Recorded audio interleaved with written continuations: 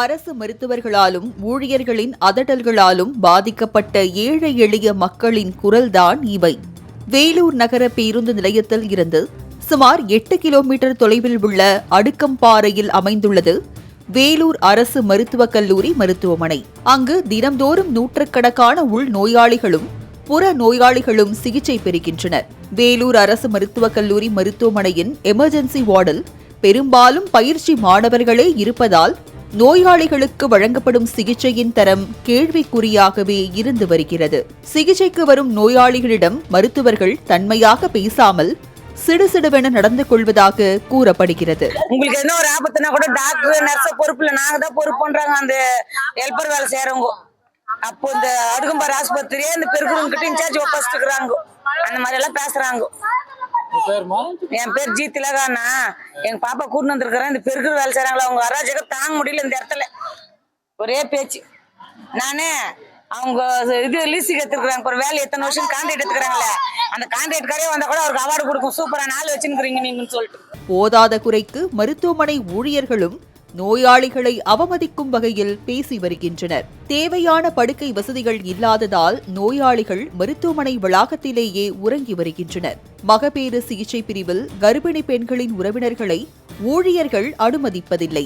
இதனால் கருச்சிதைவு சிகிச்சைக்காக அனுமதிக்கப்பட்ட பெண் கழிவறைக்கு சென்றபோது அங்கேயே மயங்கி விழுந்துள்ளார். உறவினர்கள் அருகில் இல்லாததால் மற்றொரு நோயாளி பார்க்கும் வரை மயங்கி விழுந்த பெண் கழிவறையிலேயே கிடந்துள்ளார். டெலிவரிக்கு இவங்களுக்கு வலி வந்துட்டுக்குது.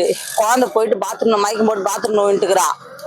வேற ஒருத்தர் பிரசவத்துக்கு வந்தவங்க அவங்க பார்த்துட்டோன்னு சொல்றாங்க எங்களுக்கு. இந்த மாதிரி யாரோ ஒரு பொண்ணு டெலிவரி ஆனவங்க ஊன்ட்டுக்கிறாங்கன்னு சொல்லிட்டு அது வரைக்கும் கூட வீட்டுல இருக்கிறவங்க ஒருத்தர் கூட உள்ள விடலன்னா பெருக்குறாங்க. அது ப்ளூ கலர் புடவைங்க கட்டிக்கினு அதுங்க பண்ற அராஜகம் தாங்க முடியல. இது உள்ள இந்த கேட்ல நின்று இந்த பெருக்குற வச்சதுங்க அதுங்க தொல்லைதான் தாங்க முடியல.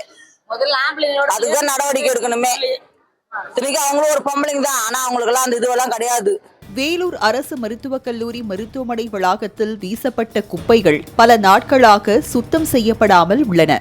மருத்துவமனையின் இத்தகைய அவலங்களை பதிவு செய்த நமது செய்தியாளர்களிடம் ஊழியர்கள் வீடியோ எடுக்க கூடாது என கூறி அங்கிருந்து சென்றனர்.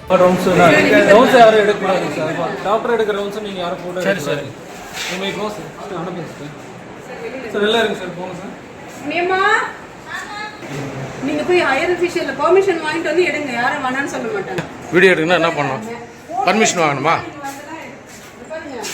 போட்டோ இருந்துட்டு என்ன வேணா பண்ணலாம்னு நினைப்பப்பா. நீங்க சொல்லுங்கம்மா, நான் என்ன பண்ணணும்னு சொல்லுங்க, நான் போயிடுறேன்.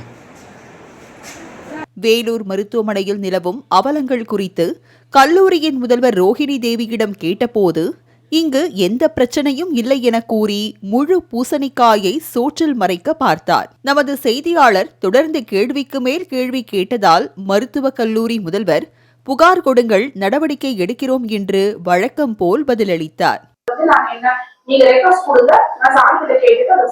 எந்த ஒரு பேட்டியும் சம்பந்தமா இந்த ஹாஸ்பிட்டல் இஷ்யூஸ் சம்பந்தமா எதுவும் சொல்ல மாட்டீங்க. நான் சொன்னேன், இப்ப முன்னாடி எல்லாமே சொல்லியிருந்தேன். பேசிட்டு நடந்தது சென்ட்ரல் இஷ்யூ நம்ம ஹாஸ்பிட்டல் நடந்தது.